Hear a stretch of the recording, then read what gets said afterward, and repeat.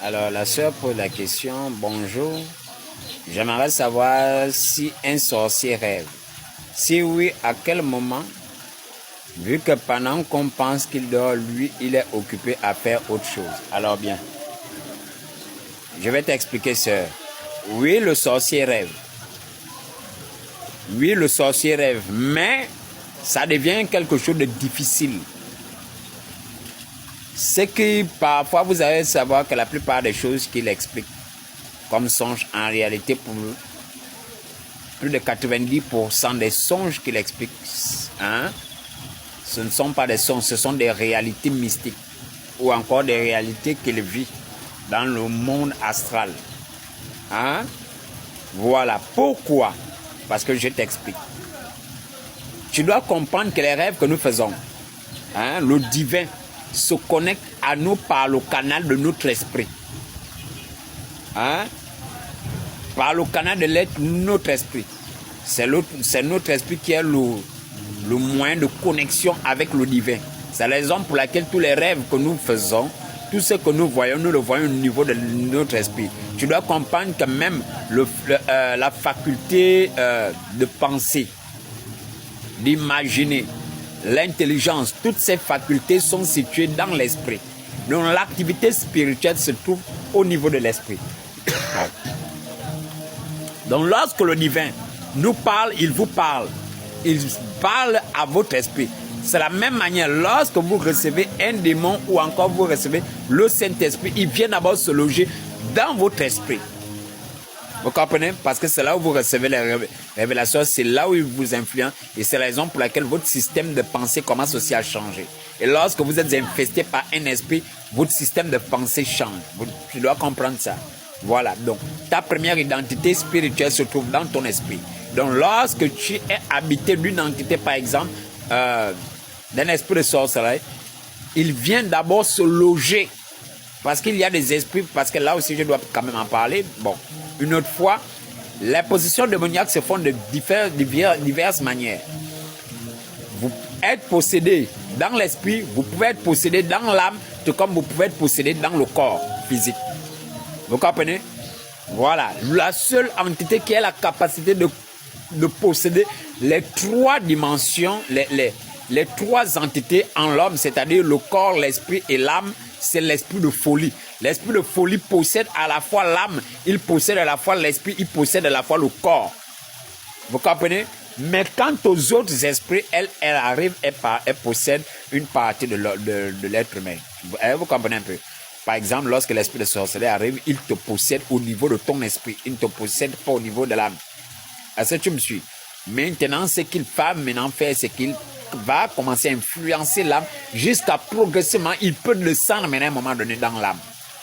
Il peut descendre dans l'âme, ça n'arrive pas aussitôt. Bon, maintenant, tu es possédé au niveau de ton esprit, donc tu es infecté au niveau de ton esprit. Ce qui voudrait dire que la plupart des rêves que tu fais, ce ne sont plus des vrais rêves, ce ne sont plus de bons rêves. En réalité, c'est des réalités mystiques. Tu comprends? Voilà. C'est un peu comme si on avait pollué ton niveau spirituel. Parce que c'est l'esprit. L'infestation se fait au niveau de votre esprit. Et donc, ton esprit se trouve être infesté lorsque tu reçois un esprit de sorcellerie. Ce qui voudrait dire que tes rêves ne sont plus naturels. Tu vas certainement rêver, mais tous tes rêves ne sont plus nécessairement des rêves naturels.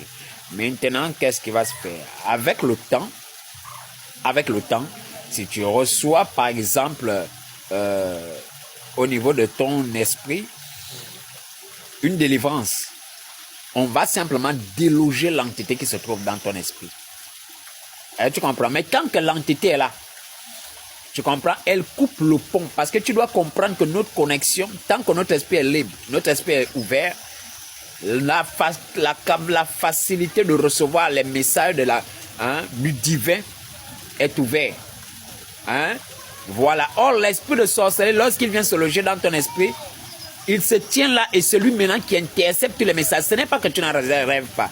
Ce n'est pas que tu ne reçois pas de messages.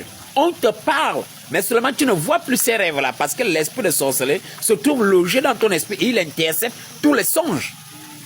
Il intercepte tous les songes. Là où il y a des alertes, là où il y a des avertissements, il intercepte tout. Tu comprends? C'est la raison pour laquelle ce n'est pas que les sorciers ne rêvent plus.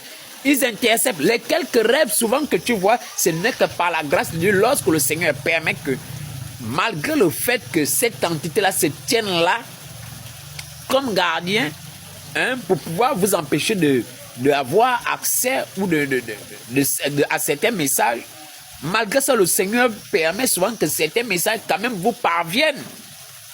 Hein? Je te prends par exemple cet exemple. La Bible déclare quoi? La Bible déclare, quand tu vas par exemple prendre le livre de Daniel, la Bible déclare qu'à partir d'un certain ciel, hein, il y a des entités qui se trouvaient là. L'ange Gabriel, Daniel avait pourtant déjà reçu l'exaucement de la prière, mais qu'est-ce qui était fait? Il reçoit l'exaucement de la prière, mais on dit que des entités se trouvaient à un certain niveau dans le ciel pour pouvoir bloquer les prières. Est-ce que tu comprends? Tu dois comprendre que ton ciel, c'est d'abord à l'intérieur de ton esprit. Ton esprit est d'abord ton ciel. Comprends ça. L'esprit que tu vois, l'esprit humain que tu vois là, c'est un univers. C'est une dimension, c'est la première dimension spirituelle à l'intérieur de toi. Donc lorsque le divin rentre en contact avec ce que tu appelles esprit, mais qui est en réalité ton univers spirituel. Et donc le message, tu le reçois là. Maintenant, si l'entité, ton esprit se trouve déjà infesté d'esprit, qu'est-ce qui se passe? À ce moment-là, l'entité qui se trouve là intercepte le message. De la même manière que tu vas par exemple lire avec Daniel, la Bible déclare qu'avec Daniel, j'arrive. De la même manière que tu vois par exemple avec Daniel, la Bible déclare quoi? Que Daniel avait reçu l'exaucement, mais que les entités avaient bloqué l'exaucement à partir de quel c'est un des cieux. Tu comprends? Voilà. Maintenant, la même manière au niveau de ton esprit, la même manière au niveau de ton âme. Lorsque tu te trouves par exemple possédé par une entité au niveau de ton âme, il y a un dérèglement émotionnel parce que pourquoi? Il y a une infestation spirituelle au niveau de ton âme. Et lorsqu'une entité se trouve au niveau de ton âme, par exemple, tu ne pourras par exemple plus contrôler tes émotions. Tu ne pourras plus contrôler tes émotions. Tu peux être un peu plus colérique que d'habitude. Tu peux être un peu plus jalouse que d'habitude. Tu peux être un peu plus pourquoi? Parce que l'entité se trouve au niveau de ton âme. Et lorsque l'entité se trouve au niveau de ton âme, il y a un dérèglement émotionnel. Pareillement, si une entité se trouve au niveau de ton esprit, lorsque l'entité se trouve au niveau de ton esprit, tu ne rêves plus naturellement parce que l'entité intercepte tous tes songes. Tu comprends? Parce que ces messages-là, ce sont des messages qui te sont adressés par le Seigneur.